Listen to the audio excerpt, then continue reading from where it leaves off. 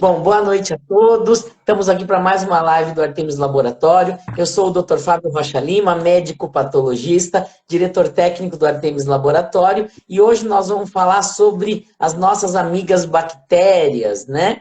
E estamos aqui com o Dr. Alessandro Silveira, né? Direto lá de Santa Catarina, né, Alessandro? Santa Catarina, 20 E, horas aqui, né? Vocês estão aí é exatamente. 19h10, né?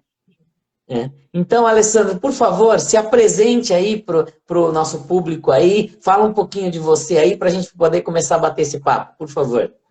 Bom, primeiramente eu queria agradecer o convite para a gente estar aqui conversando, né? É um enorme prazer estar conversando aqui com o Dr. Fábio, pessoal do Artemis Laboratório. Meu nome é Alessandro Silveira, eu sou microbiologista, né? Minha formação, sou farmacêutico, né, de formação, mas trabalho com microbiologia há bastante tempo. A parte de microbiologia diagnóstica, né, seja diagnóstico de infecções, assim como também, que é a nossa conversa de hoje, né, a gente falar de microbioma, ou seja, como esses micro-organismos que estão no nosso corpo, que são a maior parte do nosso organismo, interferem na nossa saúde de maneira positiva ou negativa. E sempre trabalhei com microbiologia, sou professor aqui na universidade, também sou consultor de genômica de micro-organismos da DASA, né? E é um prazer estar conversando aqui sobre esse assunto, né, que eu gosto tanto de falar. Ótimo. Então vamos lá, Alessandro. Eu acho que, né, nós vamos falar sobre microbioma, né, um nome complexo aí para a população, né?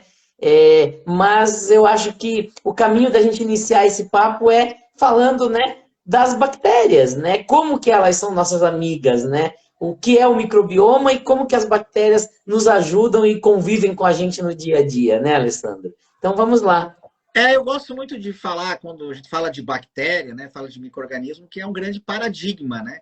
Principalmente na época que a gente está vivendo hoje, né? Que o mundo praticamente parou, praticamente não, ele parou, né? Literalmente, aí no final, no começo do 2020, né? 2 anos atrás, por causa da infecção, né? Do SARS-CoV-2, o COVID, que é um micro-organismo, obviamente não é uma bactéria, é um vírus, mas a gente sabe de todo o potencial destrutivo dos micro-organismos, né? A história da humanidade mostra isso, né? Em vários momentos, a população mundial foi quase dizimada por algumas epidemias.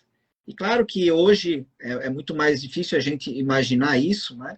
Mas, sem dúvida nenhuma, o impacto para a população foi talvez há bem pouco tempo atrás impensável, né? Acontecer tudo o que aconteceu, impacto econômico, impacto em termos de saúde pública. Né?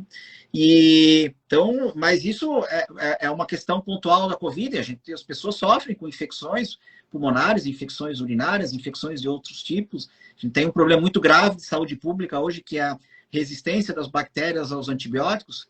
Então, esse é um lado, né, o lado mais conhecido dos micro-organismos, um lado mais temido dos micro-organismos, que eles são causadores de doença, que eles podem trazer muitos prejuízos para a nossa saúde, podem causar óbito, e infelizmente causam no mundo todo, são responsáveis por uma grande quantidade de mortes no mundo todo. Mas existe uma outra questão dos micro-organismos que, em termos de ciência, de maneira mais aprofundada, a gente conhece há pouco tempo. Apesar de mais de 100 anos atrás, no início do século XX, né, 1908, o Eri Metchnikov ganhou o prêmio Nobel porque ele descreveu, né, os micro-organismos que traziam benefícios para a nossa saúde, porque nos estudos observacionais dele, fez 1908, né, a gente tinha acabado de descobrir que existiam micro-organismos, porque até então a ciência achava que as pessoas tinham doenças, as doenças tinham uma origem divina. Por exemplo, a pessoa cometia um adultério, ela era punida por Deus com uma infecção sexualmente transmissível. Ela cometia um roubo, ela era punida com uma tuberculose. Então, as doenças já eram conhecidas, mas não se imaginava que eram causadas por micro-organismos. Isso aí foi lá em 1880, 1890. E pouco tempo depois, esse búlgaro, ele disse, opa, estranho, porque eu estou vendo que numa população que tem um hábito alimentar bastante duvidoso, que eles chamavam lá de leite azedo, essas pessoas tinham hábitos de vidas mais saudáveis, as pessoas que viviam melhor e eram mais longevas. E ele começou a estudar, bom, deve ter alguma coisa naquele leite fedido lá, leite, né, que ele chamava de leite azedo, que era um leite fermentado. Fermentado por quem? Por bactérias. E aí ele descreveu, né, o que a gente conhece hoje como os probióticos. E a partir daí, cada vez começou a estudar mais esses micro-organismos e como é que eles impactam para a nossa saúde. Mas a ciência, de uma maneira geral, deu um grande avanço nos últimos 15 anos, talvez um pouquinho menos, que é o avanço do sequenciamento genético. Hoje, a gente consegue sequenciar os genes e, com isso, conhecemos muito melhor os micro-organismos que habitam o nosso corpo.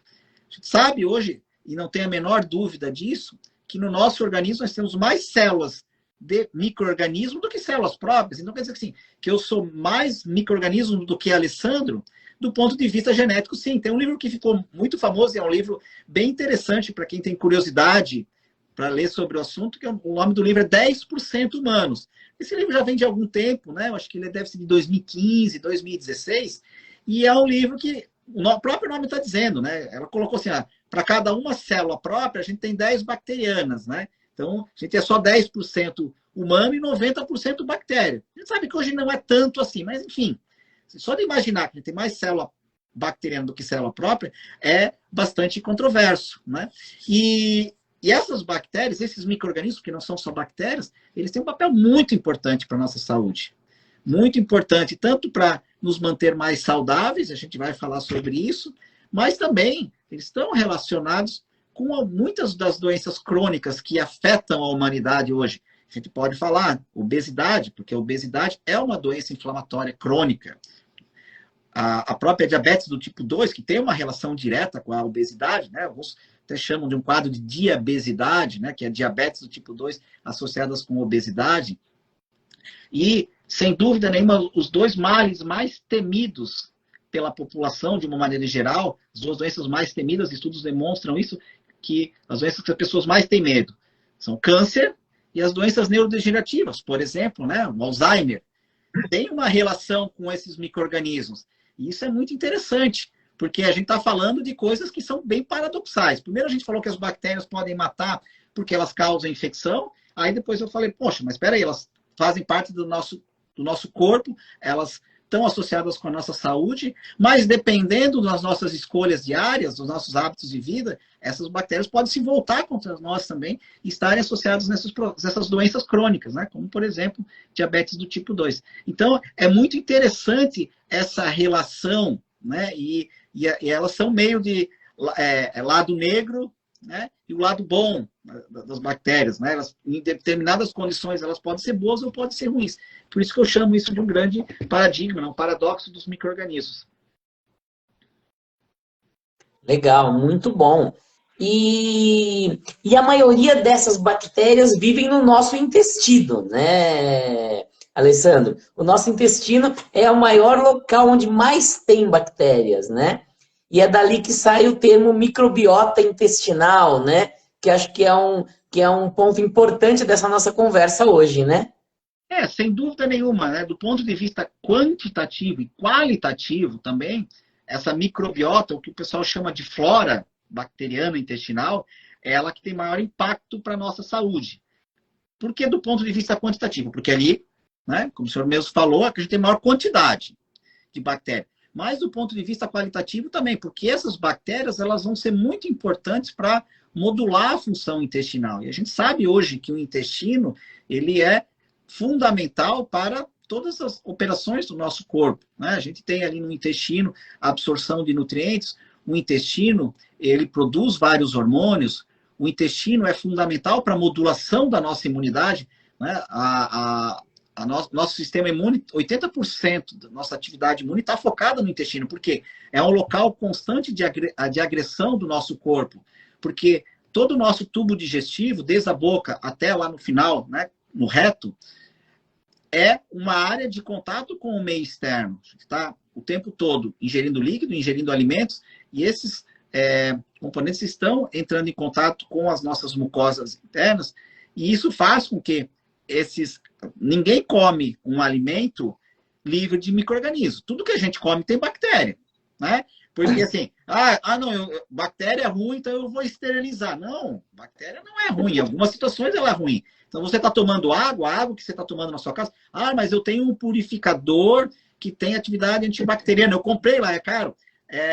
Tudo bem, mas a água não é estéril. Você vai diminuir a quantidade de bactérias em 99%. Vai sobrar 1% de bactérias que não são nocivas à saúde. Você come uma maçã, você come um arroz, uma carne, seja lá o que você vai comer, está cheio de bactéria ali. Então, a gente tem contato com bactéria o tempo todo, até porque a gente está respirando. O ar está cheio de micro-organismos. Então, a gente não tem como não entrar em contato. E se a gente está entrando em contato, nosso sistema imune está tendo que defender sempre o nosso organismo. E o nosso intestino é fundamental para isso. O nosso intestino, e as pessoas provavelmente já ouviram falar sobre isso, né? Ele é considerado o segundo cérebro. Então, o intestino tem uma ligação física direta com o cérebro através de um nervo chamado nervo vago. Então, tudo que acontece no nosso intestino vai modular a nossa atividade cerebral e vice-versa. Então, se você tem, né, algum tipo de problema intestinal, por isso que as pessoas falam, né, quando você está com o intestino preso, né, as pessoas, e quando você fica assim, aquele indivíduo que é muito rabugento, é muito nervoso, é muito mal-humorado, esse cara aí está enfesado. Se ele está enfesado, ele está literalmente cheio de fezes. Ele está constipado.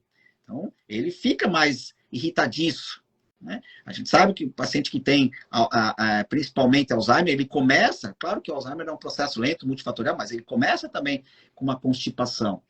Então, a função intestinal é importante, inclusive, para o nosso bem-estar, para o nosso bom humor, para a nossa atividade cerebral, a nossa foco, nossa produção intelectual. Então, o nosso intestino, e Hipócrates já falava, né, que o Hipócrates é considerado o pai da medicina.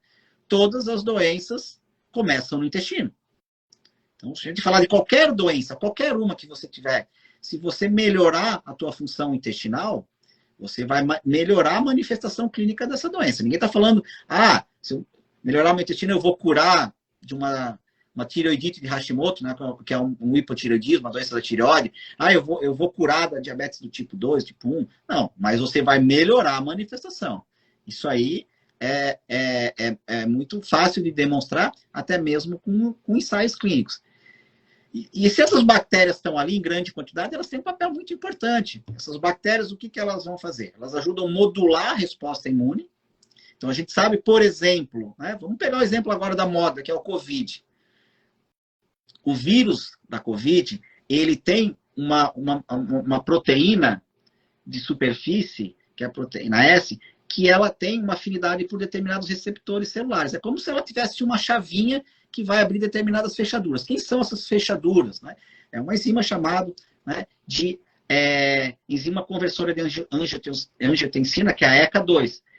Claro que a gente tem essa enzima no nosso trato respiratório, que é a principal fonte de transmissão da COVID. Mas o tecido que tem maior número de receptores para o vírus da COVID é o intestino. E no Brasil, inclusive, já foi demonstrado, através de publicação científica, que várias pessoas foram contaminadas pela COVID através de alimento ou água contaminada, o que a gente chama de transmissão oral fecal. E a gente sabe também que aqueles pacientes que evoluem, e agora, felizmente, é muito menos comum isso, mas antes da vacina, aqueles pacientes que evoluíam para as formas graves da doença eram aqueles pacientes que tinham desequilíbrio da microbiota intestinal, aqueles pacientes que o intestino não estava funcionando muito bem, porque o intestino vai modular a resposta imune. Então, a gente consegue trazer conexões de desequilíbrio da microbiota intestinal para todas essas doenças. A gente fala de Alzheimer, de câncer, de alergia, de doença autoimune, de obesidade, né? Tem muita coisa falando de desequilíbrio da microbiota intestinal e obesidade.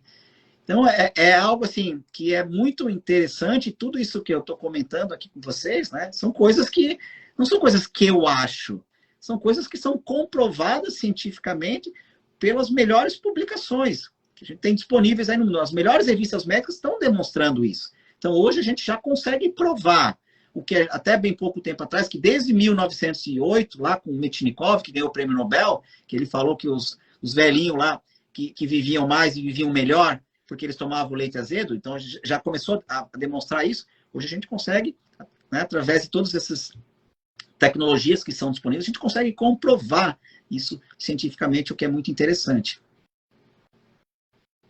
Que legal, muito bom, né? E, Alessandro, assim, como que a gente consegue descobrir, né, se nós temos essa microbiota intestinal adequada, né, equilibrada ou não, né, se essa microbiota, se a minha microbiota, todo mundo tem uma microbiota, né, o microbioma é uma Uhum. coisa que existe em todo mundo, mas se essa nossa microbiota está nos ajudando ou não está nos atrapalhando, né, se essas doenças que eu tenho manifestado têm a ver com um desequilíbrio dessa quantidade de bactérias boas e ruins no nosso organismo. Como que a gente pode saber isso? Eu posso responder essa pergunta de duas formas, né? Existe a forma do leigo, né? E são maneiras que qualquer pessoa pode, porque o que a gente tem que imaginar, né? O nosso corpo está o tempo todo dando sinais para a gente. E sinais que muitas vezes a gente acaba negligenciando, né? Então, assim, por exemplo, está falando de função intestinal. Como é que eu sei? Sou leigo, né? Eu não sou profissional da saúde. Como é que eu vou saber se eu tenho um problema? Bom, é muito simples. Quantas vezes você vai ao banheiro por semana? Se a pessoa diz assim, olha, eu vou uma vez por semana. Obviamente que alguma coisa está errada. Ou se ela faz 5 vezes por dia, evacua, e são fezes líquidas, alguma coisa não está certa. É muito comum também as pessoas... Então, essa questão da quantidade de evacuação, né? E o tipo de evacuação, o tipo do cocô, é importante. Outra coisa, né? A gente tem que olhar lá o nosso cocô quando a gente faz, né? Porque o cocô ele tem que ser marronzinho, ele tem que ser naquela forma de, né, salsichinha, bananinha, né? Ele não pode doer, faz, não é normal. Se a pessoa tem dor à evacuação, alguma coisa está errada. O que eu vou fazer? Você vai procurar um médico e ele vai avaliar. Então, o cocô tem que ser marronzinho, ele tem que afundar. Se ele boia, alguma coisa está errada. Ou tem muito gás de fermentação bacteriana, ou tem muita gordura que faz esse cocô boiar. Então, outra questão, né? A pessoa acha, eu tenho muito gases, eu tenho muita flatulência, solto muito pum. Também não, isso não. E muito fedido, né? Também não, alguma coisa errada. É interessante, né? Que eu, às vezes, conversando com algumas mulheres, né? Uma vez uma mulher comentou isso comigo que eu nunca vou esquecer, né? Desculpe até o termo, mas ela falou para mim assim, né? Alessandro, olha, de manhã, quando eu acordo, eu tô gostosa. Agora, no final do dia, eu pareço uma grávida. Eu fico com um barrigão desse tamanho. Por quê? Porque ela tem distensão abdominal. Dependendo do que ela come, como ela tem um desequilíbrio dessas bactérias, as bactérias produzem muito gás e a barriga incha. Né? A barriga incha. Não é que ela engordou durante o dia. Não, ela tem distensão. E claro que, esteticamente, ela vai, né, ter esse aspecto, né, de barriga distendida, né, que vai prejudicar esteticamente essa mulher. Então, são condições que qualquer pessoa pode imaginar, opa, alguma coisa está errada. O que precisa fazer? Precisa procurar um profissional da saúde, médico, ou nutricionista, para fazer uma avaliação. Então, essa é uma resposta. Agora, por exemplo, o profissional da saúde, hoje existem muitos exames laboratoriais que podem ajudar. A gente tem exames como, por exemplo, parasitológico de fezes, para ver se tem algum tipo de parasita. O coprológico funcional, que é um exame excelente, né? Que é um exame de acesso para todos os pacientes, né? Porque são exames simples, que são baratos, cobertos pelo convênio. E, claro, tem exames mais sofisticados, que a gente consegue avaliar quais são essas bactérias, né? Que é o exame que analisa o perfil de bactérias intestinais, que é o exame que a gente chama, né, o exame da microbiota intestinal. E aí pode ajudar esse médico ou nutricionista a personalizar a intervenção. Por quê? Quando você conversa com o paciente, você sabe que ele tem um desequilíbrio da microbiota intestinal. Mas qual é o grau de desequilíbrio? Que tipo de desequilíbrio? Que bactérias estão aumentadas? Que bactérias estão diminuídas? Como é que eu vou tratar esse paciente? Que tipo de intervenção eu tenho que usar? Eu tenho que dar algum medicamento? Eu vou mudar a dieta? O que tem que fazer com esse paciente? Então, hoje já tem exames que são específicos para dar essas diretrizes para o profissional da saúde, propor intervenções que são personalizadas e são muito mais efetivas. Porque, por mais que uma pessoa tenha um problema ou tenha uma queixa comum a outra, mais ou menos com as mesmas condições, tem individualidades diferentes. Tem genéticas diferentes, tem hábitos de vida diferentes, tem alimentações diferentes. A gente precisa personalizar. Por quê? Para conseguir, né, chegar a melhores resultados, que é o que todo mundo quer. O objetivo do profissional da saúde é proporcionar melhores condições de saúde para a população de uma maneira geral. Legal, muito bom. O Alessandro, nós estamos numa época, né, do nosso mundo hoje, né, que as pessoas têm muito problemas, né, psicológicos, a depressão, até estão falando que pode ser o mal do século, né? As pessoas aí com problemas neurodegenerativos que você citou aí, Alzheimer, né, Parkinson, né, a população vivendo mais, tendo mais problema neurológico, psiquiátrico, né, o estresse do nosso dia a dia, né, tudo mais. E como que a relação dessas bactérias, né, tem com essas doenças? Porque já é uma preocupação muito grande, né, da população com isso, né? E as pessoas sofrem muito com esse tipo de problema, né? Vamos comentar um pouquinho disso. Eu acho que é muito legal essa relação. É, uma coisa que é muito importante deixar claro, porque as pessoas, a população de uma maneira geral, ela procura um aumento da expectativa de vida. E a população, ultimamente, com as novas tecnologias de saúde, com os novos tratamentos, principalmente, teve uma evolução gigantesca na expectativa de vida com a injeção dos antibióticos, né, com o uso de antibióticos. Por quê? A expectativa de vida era muito baixa, porque muitas crianças acabavam morrendo logo depois do nascimento. Tinha uma infecção intestinal, uma infecção qualquer e morriam. Porque antigamente também se vivia muito tempo, né? Se a gente pegar grandes cientistas, Leonardo da Vinci, Michelangelo, viveram muitos anos, mais de 80 anos. Mas a média vinha muito para baixo, porque a gente tinha uma grande quantidade de infecções durante a infância, ou infecções um pouco depois do nascimento. Agora, a grande questão é essa, a gente quer viver mais, ou seja, quer aumentar a expectativa de vida, mas eu preciso, além de melhorar a expectativa de vida, aumentar a expectativa de vida, melhorar a qualidade de vida, porque não adianta nada você viver até 100 anos, se você chegar lá nos 70 e ficar 30 anos numa cama, porque você está com uma doença, que você tem seus movimentos comprometidos, ou você tem a sua função neurológica comprometida, e você não tem como usufruir desses anos a mais que você conseguiu aumentar na sua expectativa de vida. Então, essa é uma grande questão que hoje vem sendo perseguida. Não só aumentar a quantidade, mas também a qualidade. Ou seja, a gente viver mais e melhor. Talvez a gente viver mais como os nossos avós viviam. Nossos avós tinham muito menos condições. Hoje a gente tem uma gama muito grande de tecnologias, de facilidades e comodidades no nosso dia a dia que nossos avós não tinham, mas eles viviam muito melhor. Isso é estatístico. As pessoas, há 60 anos atrás, eram mais felizes, as pessoas eram menos obesas, elas viviam mais, viviam melhor. Então, essa é uma grande questão. Como que a gente consegue viver mais e melhor com o que a gente tem? E falando dessa relação com o intestino e o cérebro, as doenças neurodegenerativas, hoje alguns mitos foram quebrados. Hoje a gente sabe um grau de probabilidade gigantesca que existem bactérias, inclusive, no nosso cérebro. A gente sabe que o Alzheimer, por exemplo, e o Alzheimer hoje já é considerado diabetes do tipo 3. Por que diabetes do tipo 3? Porque todo o mecanismo de desenvolvimento do Alzheimer está associado com o que a gente chama de aumento de resistência periférica à insulina. E essas bactérias que estão ali, principalmente quando a gente tem algumas infecções, que são infecções que a maioria da população tem e não sabe, né? Só para dar um exemplo, herpes, essa herpes labial, aí 70%, 80% da população tem herpes. É um vírus que a gente entra em contato e nunca mais se livra dele. Herpes, o Epstein-Barr, que é o vírus da mononucleose, ou doença do beijo, citomegalovírus, são extremamente comuns e eles podem contribuir. A gente entra em contato e eles ficam latentes, ou seja, eles não se manifestam, mas eles ficam lá quietinhos. Eles podem contribuir também para uma doença como o Alzheimer. Mas essa relação intestino-cérebro faz com que a nossa função intestinal melhore a nossa função cerebral. E por que isso acontece? Né? Muitas pessoas, e o senhor comentou da depressão, né? A depressão, muito do tratamento medicamentoso para depressão é para aumentar algumas substâncias que a gente chama de neurotransmissores, ou seja, substâncias responsáveis pela transmissão do impulso nervoso. Por exemplo, serotonina e dopamina. Uma pessoa toma um medicamento para aumentar serotonina, dopamina, que é o conhecido como hormônio do prazer e da felicidade. Só que esses neurotransmissores, serotonina e dopamina, são produzidos pelas bactérias intestinais.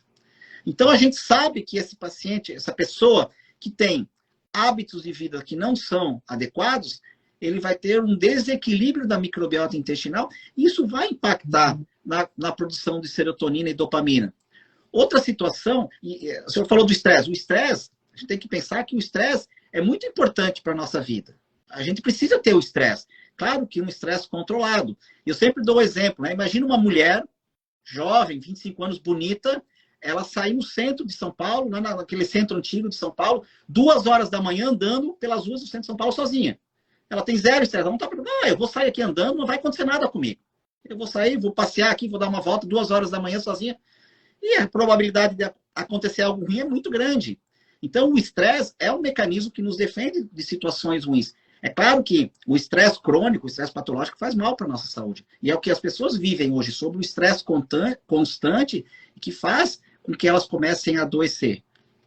Mas isso tudo tem um controle também através dessa microbiota intestinal, da produção desses neurotransmissores, que vão afetar uma série de outros componentes, né? Que tem o eixo HPA, hipotálamo, pituitária, adrenal, que regula a produção do cortisol, que é o hormônio do estresse, mas essas bactérias elas vão estar envolvidas na produção dessas substâncias. As pessoas, hoje, elas estão muito ansiosas. A ansiedade é algo também muito comum. A ansiedade, muitas vezes, acontece por uma diminuição de um neurotransmissor inibitório. É um neurotransmissor que fala assim, pô, fica mais relaxado, que é o GABA. GABA é produzido pelas bactérias intestinais. Então, uma pessoa que está muito ansiosa, pode ser. É claro que a gente não pode simplificar, não é só isso. Não é só isso. Mas que isso está envolvido, ninguém tem dúvida. Então, tá, então eu vou tomar um probiótico e agora vai estar tudo bem. Não, não é assim que funciona. Mas a gente sabe que tem uma relação muito importante. E quando a gente fala em melhorar a microbiota, o que faz com que a nossa microbiota seja boa? Basicamente 4 coisas. E a gente tem um plus, né? Que seria uma quinta coisa. Né? Um item número 5. Primeiro, alimentação. Que tipo de alimentação? A mais natural possível. E ela precisa ser diversificada. Então, eu já conversei com várias pessoas que têm um desequilíbrio da microbiota intestinal. Eu falei assim, pô, mas não pode, eu só como coisa natural. Só come produto natural, orgânico, mas come quase todo dia a mesma coisa. Isso é ruim. Então, o nosso intestino, ele não gosta de monotonia. Você tem que comer alimentos saudáveis e diversificados. Então, alimentação. Segundo, sono.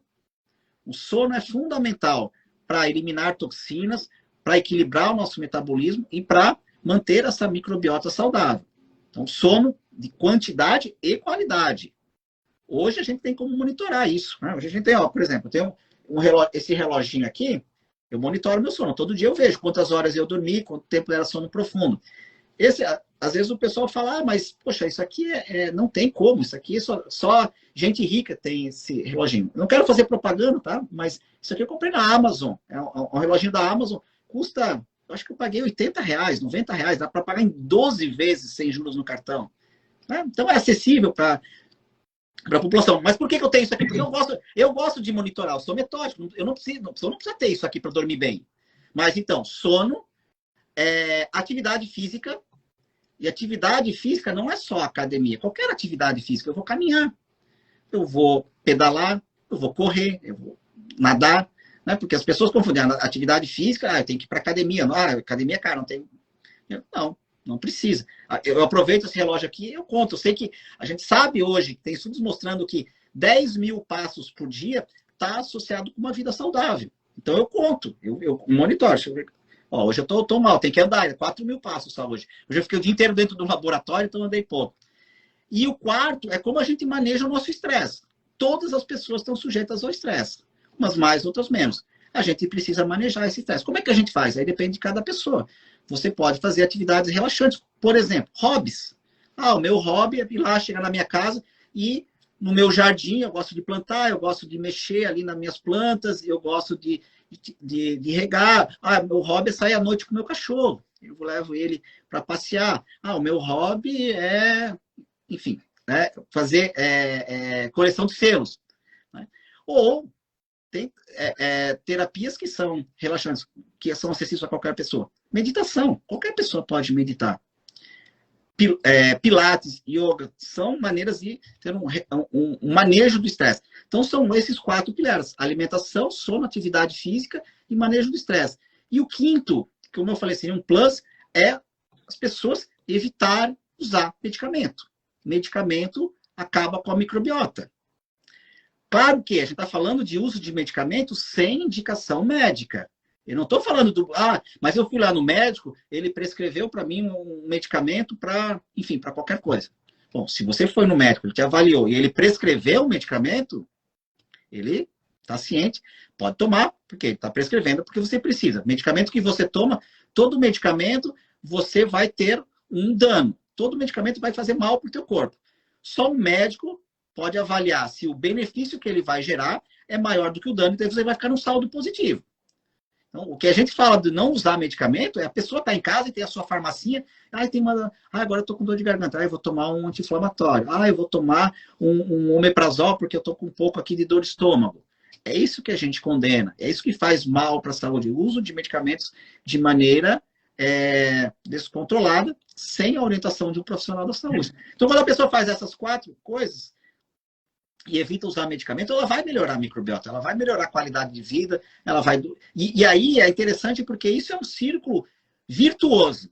Porque o que acontece? Se a pessoa fica o dia inteiro sentada, ela muitas vezes come um monte de porcaria.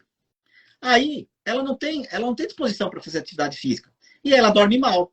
Aí no outro dia ela já acorda cansada, ela já acorda mal-humorada, daí ela vai fazer menos atividade física, ela vai ficar mais sedentária, vai se alimentar pior e vai dormir pior. Então, uma coisa vai prejudicando a outra. Só que o ideal é que a pessoa entre num círculo virtuoso. Quando ela se alimenta melhor, ela tem mais disposição para fazer atividade física. Ela faz mais atividade física, ela dorme melhor. Se ela dorme melhor, ela fica menos estressada. Né? Então, é isso que acaba acontecendo. E é interessante que às vezes as pessoas falam assim, né? Eu converso muito com os colegas médicos, eu converso com o paciente, eu falo essas coisas para ele, eles olham para mim e falam assim, doutor, mas eu fiquei aqui tanto tempo para marcar essa consulta é cara, o senhor está me falando uma coisa que eu já sabia, que eu tenho que comer bem, que eu tenho que dormir, né? Que eu não posso me estressar, que eu não posso usar medicamentos. Esse é o segredo, né? O segredo é não ter segredo. O segredo está nas coisas simples, nas coisas que os nossos avós faziam. E que a gente acabou deixando de fazer, acabou abandonando. E como eu falei, de maneira geral, claro que existiam doenças, sem dúvida, mas eles viviam muito melhor do que a gente há 60 anos atrás. Não tenho a menor dúvida. Legal. E você comentou aí, né? Antes da gente continuar, só dar um recado aqui. Pessoal, tem muita gente aqui que eu tô vendo que está entrando agora, né? Essa live está sendo gravada. Daqui a pouco ela vai estar disponível na íntegra aqui no Instagram. Amanhã também no nosso canal do YouTube. Lá no nosso canal do YouTube do Artemis Laboratório tem mais de 58 lives. Essa é a número 59 hoje, sobre saúde, doenças, de um modo geral. Então, se quiserem mais informações, vai lá no nosso canal, vocês vão poder assistir essa live na íntegra. E, por favor, pessoal, participem aqui no chat, tá? As perguntas de vocês engrandecem demais a nossa live. Então, vão, por favor, colocando aí e fazendo perguntas para a gente conseguir engrandecer a nossa live aqui. Então, Alessandro, você estava falando aí da alimentação, né? O que é uma alimentação balanceada, saudável, né? O que realmente atrapalha a nossa flora, né? O quanto que esses alimentos industrializados, né? Esses alimentos hiper processados, né? Atrapalham isso? Como que é? O que é uma alimentação considerada saudável e diversificada para melhorar as nossas bactérias aí no nosso intestino, nossa microbiota? A grande questão é que assim, os alimentos sejam os mais naturais possíveis, né? Esses alimentos que a gente compra na feira, evitar todos esses alimentos, quando você olha o rótulo, né, de um alimento, tem aquelas coisas que você nem imagina o que significa, aqueles antes, né, espumante, espessante, acidulante, aromatizante, né? Se é anti, é contra a vida, né? E quanto maior, tem um professor que fala, eu acho que isso é muito legal, quanto maior a vida útil do alimento, menor a sua. Ou seja, você vai comprar um alimento que você... mas isso aqui eu vou comprar porque tem 2 anos de validade. Aí você imagina o que tem de coisa ali dentro para manter esse alimento sem deteriorar, porque os alimentos naturais, os alimentos saudáveis, eles estragam. Né? Uma fruta estraga, uma verdura estraga, uma carne estraga. São alimentos naturais, eles têm que estragar. é do ciclo de vida. Agora, você compra um alimento que tem 2 anos de vida útil, de prateleira, imagina quanto tem de substância ali que vão fazer o quê? Que vão impedir a proliferação de micro-organismos. E, com certeza, vão fazer mal para a nossa saúde. É só pegar o exemplo, né, de um fast food mais famoso aí. Então, tem pessoas que mostram, eu deixei aqui meu hambúrguer, tá 3 anos aqui fora da geladeira e ele tá com o mesmo aspecto, ele não estraga. Se você pegar uma margarina, né, que uma margarina nem é um alimento, é um produto alimentício, é uma mistura de um monte de coisa ruim. Você deixa fora da geladeira, pode deixar um tempão. Não, ela fica do mesmo jeito, não vem bicho ali comer, porque até os bichos, até as formigas, as coisas ruins, os insetos não querem margarina, porque é uma porcaria. Estou falando de margarina, não de manteiga, né? Então, esses alimentos que fazem mal para a nossa saúde, alimentos muito processados, alimentos ricos em açúcares refinados, aquela sensação louca que a gente tem às vezes, né, de comer um doce. Aí eu preciso comer um doce, estou louco por comer um chocolate. Por quê? Porque são açúcares que são rapidamente metabolizados pela nossa microbiota e que vão para a nossa corrente sanguínea e fazem picos glicêmicos. Fazem com que o nosso pâncreas tenha que produzir mais insulina. E o princípio básico da diabetes é esse, né? As pessoas se preocupam muito com a diabetes, com o nível de glicose, quando o mais importante é monitorar o nível de insulina, porque a insulina é o que faz baixar a nossa glicose. Às vezes a pessoa está com a glicose bem normal, uma glicose de 80, mas a insulina está lá em cima. Ou seja, o pâncreas está trabalhando que nem um louco para produzir insulina para manter aquela glicose normal. É a mesma coisa que aquela pessoa que tá verdinho no banco, né? Tá mantendo a conta ali no verde, mas ela está trabalhando de manhã, à tarde, à noite, está trabalhando 20 horas por dia para conseguir manter a conta no verde. Mas vai chegar um momento que ela não vai mais dar conta. Vai chegar um momento que a pessoa não consigo mais trabalhar. Eu quero trabalhar, mas eu não consigo mais trabalhar 20 horas por dia. E aí o que vai acontecer? Vai para o vermelho. E o princípio da diabetes do tipo 2, dessa maneira bem simplória, obviamente, né? É esse. As células começam a ficar viciadas na insulina e precisa cada vez de mais insulina para baixar essa glicose. E esses alimentos que são ricos em açúcares refinados, eles fazem com que o nosso corpo tenha picos de insulina e cada vez mais as nossas células vão ficando viciadas e cada vez mais você vai precisar de mais insulina para conseguir manter aquela glicose em níveis normais. Vai chegar um momento que não vai mais ter como, né? Aí, esse momento, o paciente desenvolve uma diabetes do tipo 2. Então, tem que tomar muito cuidado com essa alimentação e diversificar. Como eu falei antes, né? Não adianta comer alimento saudável, mas todo dia comer a mesma coisa. Então, ter fruta, verdura, fibras vegetais, carne, proteína animal com moderação, né? Isso, eu não sou nutricionista, né? Tem bastante divergência. Tem muitos nutricionistas que falam de dieta carnívora. E, claro, às vezes as pessoas perguntam, qual a melhor dieta? Não tem, depende de cada pessoa, depende do qual é o teu objetivo. Uma coisa é, por exemplo, eu quero fazer uma dieta porque eu quero ganhar massa magra. Eu quero fazer uma dieta para perder peso. Então, cada pessoa tem seus objetivos e tem dietas específicas para isso. Não tem a melhor dieta para todas as pessoas. Tem a melhor dieta, talvez, para mim, nesse momento que eu estou hoje. Talvez daqui a 6 meses essa dieta já não seja mais adequada para o meu momento. Então, é isso que as pessoas precisam pensar. Não tem muito segredo. É comer comida de verdade, comida natural, comida que estraga, e evitar ao máximo tudo que é industrializado, que é cheio de substâncias que vão modificar a cor, que vão modificar aspecto, que vão modificar o gosto, que vão manter esses produtos mais tempo sem deteriorar. Então, se não permite que micro-organismos estraguem esse produto, é porque também não vai fazer bem para o nosso corpo. Com certeza. E você estava falando do uso indiscriminado de medicamentos, né, Alessandro?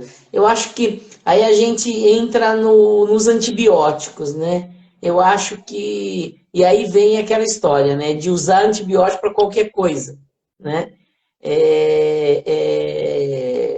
Os antibióticos matam bactérias, né? O objetivo principal deles é matar bactérias, né? E eles não são seletivos, eles não matam só a bactéria problemática, né? Então, o uso do antibiótico tem que ser uma coisa muito selecionada e muito bem pensada, né? Porque o uso indiscriminado gera um problema enorme em todos os sentidos, né? Vamos falar um pouquinho disso, acho que é muito importante o pessoal pensar nisso, porque eu ainda conheço muita gente que qualquer tocinha, qualquer coisa, aí vou tomar antibiótico, né? E não tem noção da consequência que isso tem para o organismo dele e para o futuro, né? Disso tudo, né? De resistência bacteriana, tal, né? Conversar um pouquinho disso, acho tão importante. A questão dos antibióticos hoje é um problema gravíssimo de saúde pública mundial. Antes da Covid, era a prioridade número 1 da Organização Mundial de Saúde, o combate às bactérias resistentes, que estudos demonstram que aí nos próximos 20 anos vai ser a principal causa de morte no mundo. A gente está muito perto de regredir na história mais ou menos 100 anos, porque a antibioterapia começou em 1940, então a gente tem 80 anos, que naquele momento as pessoas tinham uma doença infecciosa e morriam porque não tinha como tratar, não existia antibiótico. Hoje, a gente está muito próximo de chegar o momento de você ter uma infecção, por exemplo, um corte de pele, infeccionar aquele corte e você vai na farmácia e nenhum antibiótico que está ali vai ser capaz de matar essa bactéria. A gente está muito próximo, isso já acontece nos hospitais, infecções por bactérias que são resistentes a todos os antibióticos. Agora, o que acontece? O uso de antibiótico, se a pessoa tem uma infecção bacteriana, ela deve usar antibiótico. Agora, se ela está gripada, ela não precisa usar antibiótico. A gripe é uma infecção viral. A maioria das infecções de garganta, 80%, são causadas por vírus. Infecção causada por vírus não precisa usar antibiótico. As pessoas precisam entender que o antibiótico precisa ser utilizado também segundo a orientação médica. Se você tem lá, eu preciso tomar de 12 em 12 horas por 7 dias. Então, você tem que tomar de 12 em 12. Se você começar a tomar 4 horas à tarde, você tem que estar ciente, bom, eu vou começar a tomar agora 4 horas da tarde, mas você vai acordar 4 da manhã para tomar de novo? Eu não quero acordar, tá, filho? Então, espera, segura e toma 7 horas da noite para você tomar no outro dia 7 da manhã. Por quê? Esse tempo é importante, ele não está ali por acaso. Se são 7 dias, não é 2 dias, eu melhorei, agora não vou mais tomar e vou guardar. Então, o antibiótico precisa ser usado somente para aquela situação, somente para aquela infecção, conforme o seu médico prescreveu. Lembrando que antibiótico, hoje no Brasil, ele só pode ser vendido com receita médica. Se você vai lá na farmácia, eu estou com dor aqui, e a farmácia dá um jeito e vende um antibiótico para você, isso é ilegal, não pode. Tá? Como é que a farmácia faz isso? Não sei, mas talvez ela consiga a receita com algum médico, mas precisa, isso tem fiscalização. Então, hoje as pessoas precisam entender que o uso de antibióticos causa danos para a nossa saúde. É claro que, se você tem uma infecção urinária, por exemplo, que é muito comum, uma infecção bacteriana mais comum é a urinária, você tem que tomar um antibiótico. Mas como o Dr. Fábio falou, infelizmente o antibiótico não é teleguiado. Eu tomo por via oral, ele vai chegar só lá na minha bexiga, vai matar a bactéria que está lá na bexiga e acabou, resolveu o problema. Não, ele vai matar a bactéria por tudo. No intestino, na pele, na minha garganta, ele vai se espalhar para o meu corpo todo. Mas, nesse caso, é aquela questão do benefício e do malefício. Preciso tomar porque eu tenho uma infecção bacteriana, eu tenho que tomar antibiótico. Vai causar dano? Vai causar dano, mas o benefício é maior. Depois nós vamos tentar resolver os danos que foram causados. E a gente sabe, isso também já é muito claro, que o uso de antibióticos tem uma associação com obesidade. Não estou dizendo que uma pessoa tem infecção urinária, ela vai tomar antibiótico 5 dias, ela vai ficar gorda. Não, não é isso. Mas o uso contínuo e o uso populacional dos antibióticos, né, de uma população de maneira geral, quanto mais usa antibiótico, maior é a taxa de obesidade.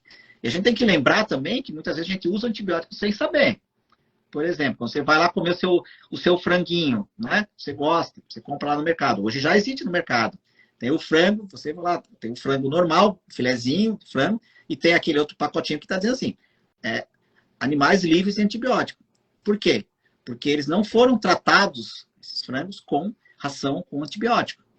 E a gente sabe hoje que 75% da produção mundial de antibióticos vai para veterinária. Por quê? Por causa dessa questão de produção animal, né? Frango, bovinos, suínos. Se para os animais eles usarem antibiótico faz com que eles ganhem peso mais rápido, você acha que para a gente não vai acontecer a mesma coisa? Estudos mostram que a humanidade vive uma epidemia de obesidade que começou 80 anos atrás. O que aconteceu 80 anos atrás na história da medicina? Começamos a usar antibiótico. Né? E claro que, né, a gente tem que sempre pontuar. tem infecção, usa antibiótico. Não tem problema nenhum. Você vai no médico, o médico você olha, você precisa usar antibiótico, ele vai prescrever o antibiótico certo para você. Tem algum problema que precisa usar o medicamento, você vai usar o medicamento, mas com uma orientação médica, que a gente está comentando aqui para não usar sem, né, passar por uma orientação médica. É para deixar bem claro que os medicamentos, eles causam prejuízo para a nossa saúde, sem dúvida nenhuma, mas eles trazem muitos benefícios. O que precisa é um profissional da saúde avaliar quando e como usar cada um desses medicamentos. As pessoas, elas não devem usar medicamento, por mais que seja um medicamento simples, e dar um exemplo bem comum de uso de medicamento de maneira inadequada. Ah, eu estou com dor de garganta, o que eu vou tomar? Anti-inflamatório. Pô, mas como assim? Eu estou com dor de garganta, a dor de garganta é causada por um vírus, eu vou tomar um remédio que diminui a resposta do meu organismo ao vírus. Eu estou com um vírus causando mal para o meu corpo. Eu vou tomar um remédio para não deixar mais o meu organismo matar o vírus. Ah, mas eu estou tomando por quê? Porque eu estou com dor de garganta. Quando eu melhoro, quando eu tomo, eu melhoro. Passa a minha febre, eu fico bom. Tudo bem. Essa é a grande questão, de uma maneira geral, da população. Ter no medicamento a pílula mágica. Estou com depressão. Ah, eu vou tomar um antidepressivo. Mas por que você está com depressão? Talvez tenha algum problema. Você pode ter algum problema, né? Que precisa ser avaliado por médico. Você tem depressão por quê? Porque você fica o dia inteiro sentado, comendo chips e tomando refrigerante. Né? Não faz atividade física, fica ali super estressado. Aí, claro, tem depressão. Né? Ah, você tem depressão porque você passou por um problema na tua família, perdeu um ente querido. Né? Às vezes, em determinados momentos, o médico vai poder avaliar. Não, realmente, nesse momento aqui é importante você tomar um antidepressivo. Mas isso tem que passar por uma avaliação. E quando você melhora os teus hábitos de vida, você melhora a manifestação dessas doenças. Né? Essa é a grande questão que eu estou falando desde o início aqui, né? Legal. E depois que a gente toma um antibiótico, a gente desregula toda a nossa flora, nosso microbioma, né? Uhum. E aí é interessante a gente recuperar essas bactérias também, né, Alessandro? Sim, mas isso acontece naturalmente. Por quê? Sim. Com o passar do tempo, né, com a tua alimentação, você vai repovoando essas bactérias. E você vai ter as bactérias no teu intestino, principalmente de acordo, né, com esses fatores que eu comentei. E principalmente com a alimentação. Porque essas bactérias que estão ali, elas se alimentam de substâncias. Que substâncias? Aquilo que eu estou alimentando. Então, se eu tenho uma alimentação ruim, eu vou favorecer só aquelas bactérias ruins. E elas vão ficar ali. Por isso que é tão difícil as pessoas mudarem hábitos alimentares. É muito difícil. A pessoa sabe que o que ela está comendo não faz bem para a saúde. A pessoa que está lá na fila do fast food, ela não está lá comendo fast food porque ela, eu vou comer isso aqui porque é super saudável. Ela vai comer porque ela acha gostoso, porque é barato, porque pode ser qualquer motivo, mas não porque é saudável. Então as pessoas sabem, né, que não faz bem para a saúde, mas você fica um pouco refém dessas bactérias e dessa química do teu organismo, porque você precisa comer e você precisa daquele açúcar refinado para aumentar a tua glicemia para você se sentir melhor. As pessoas abusam tanto, por exemplo, de doces, né? Então, é muito difícil virar essa chave. E quando você toma antibiótico e tem uma infecção bacteriana, com o passar do tempo, essa microbiota ela vai se reconstituindo. Que é isso que acontece o tempo todo. O tempo todo a gente está modulando a nossa microbiota, está modificando a nossa microbiota de acordo com os nossos hábitos de vida. Então, você tomou antibiótico, você vai... Por isso que é tão comum quando a pessoa toma antibiótico. Antibiótico é a classe de medicamentos que estão mais associados a efeitos colaterais. É muito comum a pessoa estar com dor de garganta, uma infecção urinária. Né? Você já começou a tomar antibiótico. Daqui a pouco começa com diarreia.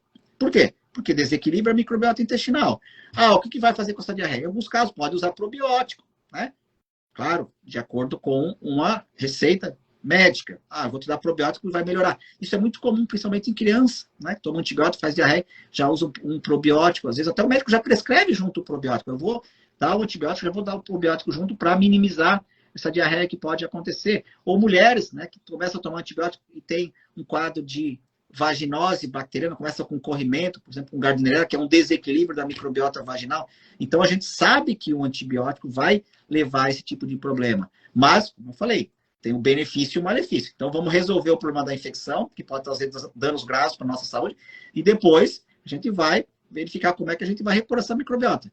O ideal é que ela, naturalmente, né, com os hábitos saudáveis, ela vai sendo recomposta e vai voltar ao que era antes. Essa é a tendência. Agora, se a pessoa tem alguma dificuldade, né? Ou está muito sintomática, aí ela pode fazer uso de estratégias pontuais, como, por exemplo, né, o caso de probióticos. Legal, muito bom. Bom, já estamos há quase uma hora aí na live aí, né? Já estamos chegando aí no final da nossa live, mas o assunto é tão interessante que a gente vai conversando, né? Ô, Alessandro, você tem um livro, né? Bactérias são nossos amigos, né? Então, fala um pouquinho desse livro aí pro pessoal. Aqui, Aí, ó. ó.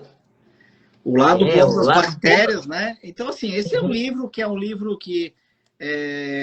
eu escrevia já faz algum tempo, eu acho que eu terminei de escrever esse livro em 2019, antes da pandemia, tanto que ele foi lançado em 2020, a gente até lançou um pós-fácil para falar um pouquinho do Covid, porque quando eu escrevi, não tinha ainda o Covid, né? Quer dizer, ele já existia, mas não dessa maneira como a gente tem aí. E nesse livro, que é um livro para leigos, não é um livro para profissionais, quer dizer, o profissional de saúde pode ler sem dúvida nenhuma, mas não é um livro técnico, né? Essa é a questão. Eu conto várias histórias, porque é um livro para a pessoa assim, entender um pouquinho como é que funciona o impacto dos medicamentos, como o nosso corpo emite sinais que são importantes, que a gente não negligencie, mas o livro ele é muito baseado em histórias pessoais, né? Então eu tenho a história, por exemplo, do meu filho. Eu tenho um filho autista e hoje meu filho está com 20 anos, né? Mas a gente sofreu bastante com o diagnóstico, com todo o tratamento dele. E ali eu conto como essa questão do meu filho mudou toda a minha vida.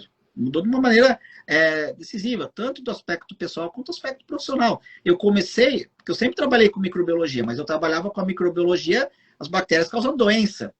Eu comecei a estudar, porque mais ou menos lá por 2010, que começaram as publicações científicas, falando, essas bactérias aqui, elas são importantes para a nossa saúde, e eu comecei a acompanhar, como professor de microbiologia, né, como sempre trabalhei nessa área de análises clínicas de laboratório, então eu acompanhei. E aí eu fui verificando como eu poderia trazer isso para trazer melhor qualidade de vida para o filho. Então ali no livro eu conto essas histórias. Eu conto a história de um médico neurologista, uma referência, professor da Universidade Federal do Rio Grande do Sul, pós-doutorado em Harvard, né? Ele conta como ele fez o transplante de fezes e a vida dele melhorou. O que é o transplante de fezes? A gente pegar essa microbiota que está ali ruim e colocar uma microbiota boa, baseado nas fezes de uma pessoa saudável, porque as fezes estão cheias com essas bactérias boas. Então ali ele conta a história, como aconteceu, o que ele fez, né? Tem a história também de um ex-aluno meu, que ele fez o diagnóstico de autismo aos 55 anos. E ele foi, com quase 60 anos, fazer curso de biomedicina. Ele foi meu aluno. E ele já está formado.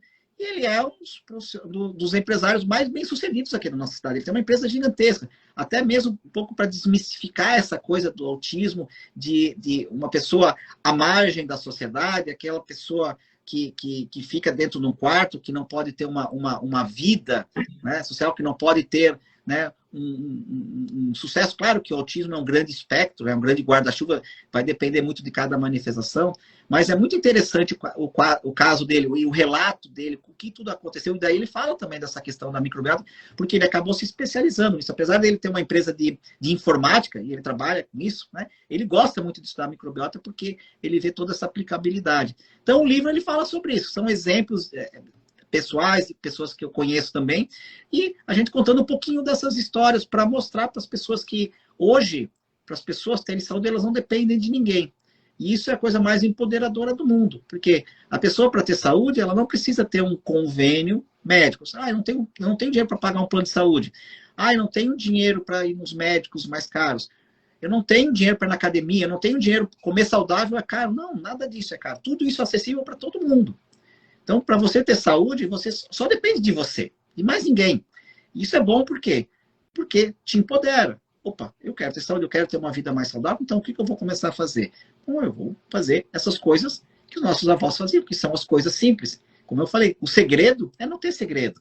E a gente poderia chegar aqui e trazer um monte de forma mirabolante. Olha, se você ter saúde, você vai ter que fazer isso aqui, você vai ter que comprar não sei o quê, tal. Claro, se você tem condições financeiras, algumas coisas vão fazer com que são atalhos para você chegar no objetivo que você quer, sem dúvida nenhuma.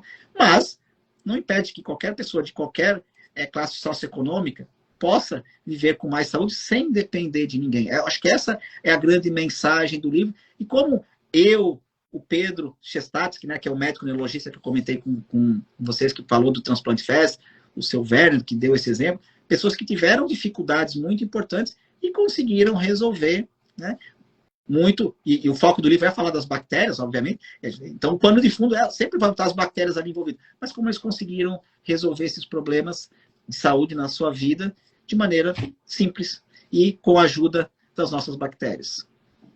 Ó, eles estão pedindo para você mostrar direito o livro, o nome do livro, onde que encontra o livro, falar e mostrar direitinho aí. Tá. Ó, o lado livro... bom... O lado bom das bactérias. Esse livro, ele vende em qualquer livraria online, né? Eu não, sem querer fazer propaganda, né? Que eu falei antes da Amazon, mas é onde está mais barato. Tá? Hoje, esse livro, ele está em torno aí, na Amazon, em torno de R$28.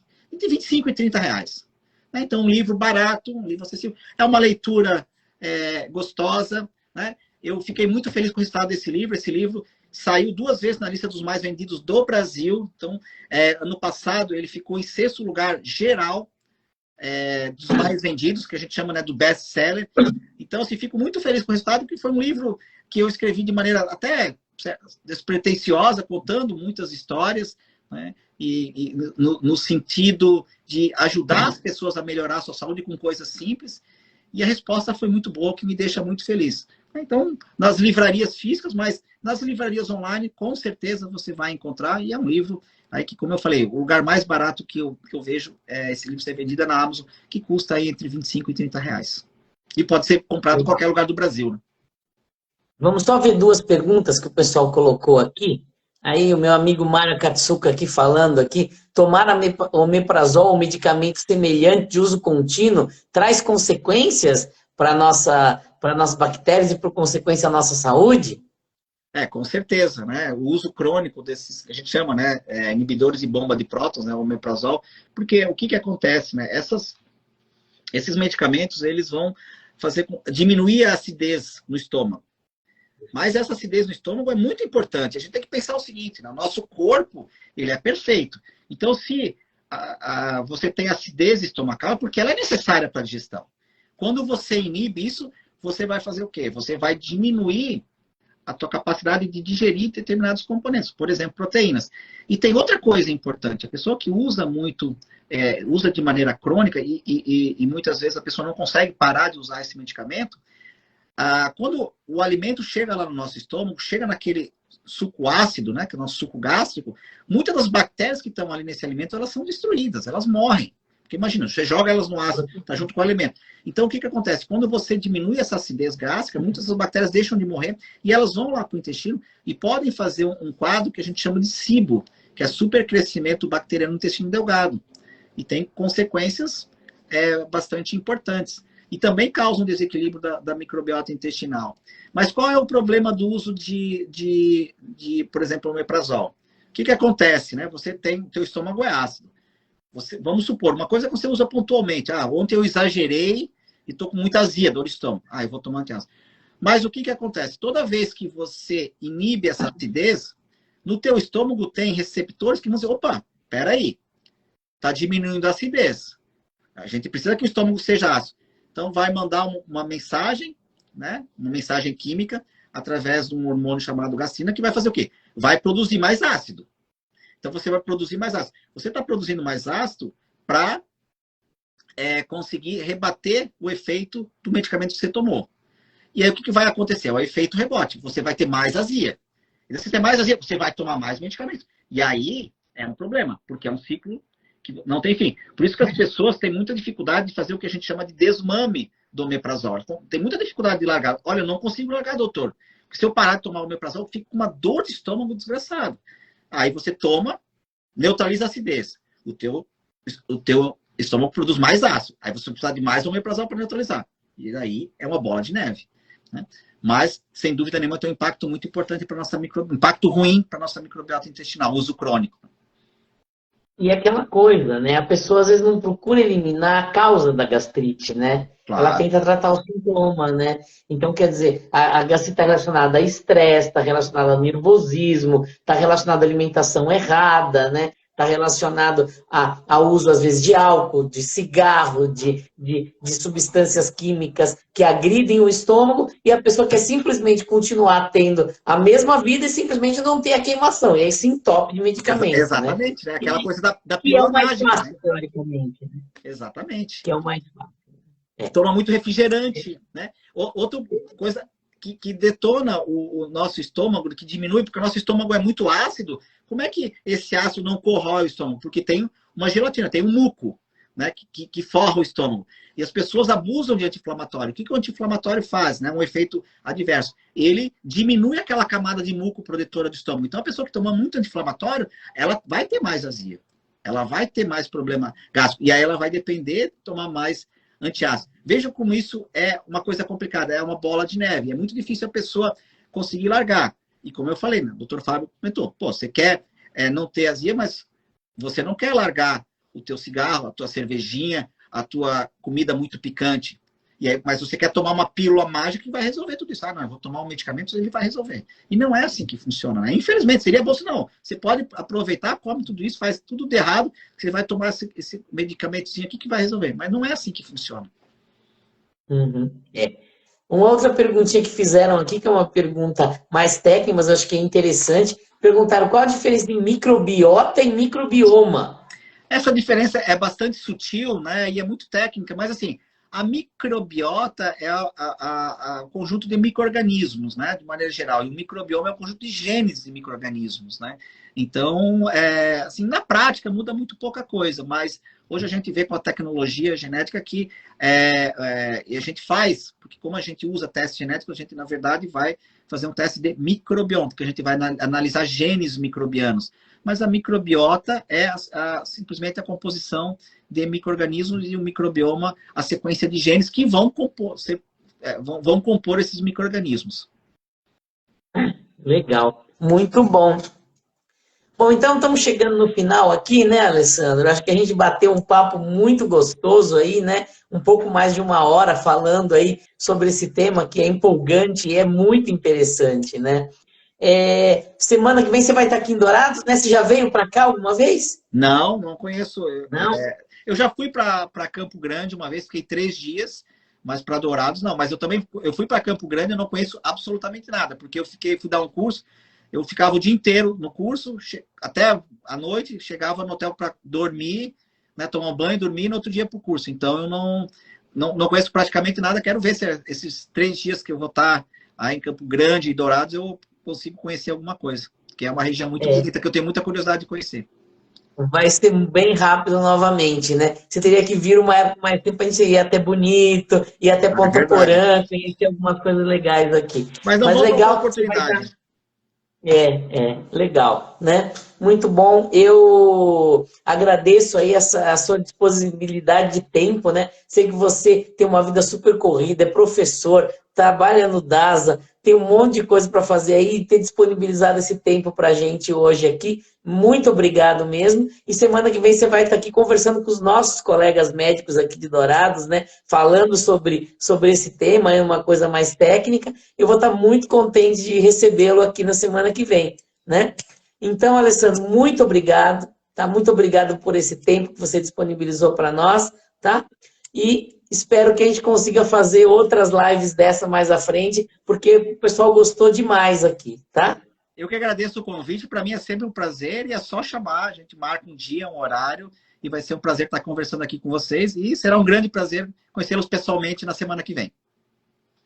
Ótimo, então. Então, pessoal, muito obrigado, tá? Esse tema de microbiota, microbioma, da relação do nosso corpo com a bactéria, das bactérias, né, com a nossa saúde, com o desenvolvimento de doenças, é um tema que vai crescer demais isso. Vocês vão ouvir falar demais sobre isso no futuro, porque eu acho que aí está realmente o segredo, né, da medicina, né, do futuro, vai estar muito envolvido com isso, né?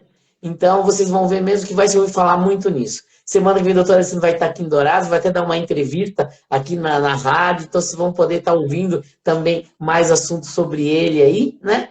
e os nossos colegas médicos vão estar ouvindo um pouco num curso que nós estamos fazendo específico para os colegas aqui. Então, pessoal, ó, muito obrigado por todo mundo que assistiu. Teve uma audiência gigantesca a nossa live aqui, né? O tempo todo aí com mais de 20, 25 pessoas participando direto aqui da live. Então, pessoal, muito obrigado mesmo por essa audiência, tá? Quem perdeu aí um pedaço, quiser assistir inteiro, daqui a pouquinho tá aqui no aqui no Instagram e amanhã no nosso canal do YouTube da do Artemis Laboratório. Então, entrem lá no canal, curtam o nosso canal e acompanhem a gente, tá? E se precisarem de alguma coisa, o Artemis Laboratório está aqui à disposição. Nós temos uma parceria muito legal aí com o Grupo DASA, que o Dr. Alessandro participa e é um dos responsáveis pelo setor de microbiologia, e fazemos uma gama enorme de exames relacionados a todos esses temas, inclusive microbioma intestinal, em parceria com esse grande grupo diagnóstico de São Paulo, né? Então, pessoal, muito obrigado, boa noite, Alessandro, tá? Boa noite, e até mais. obrigado pela atenção de vocês.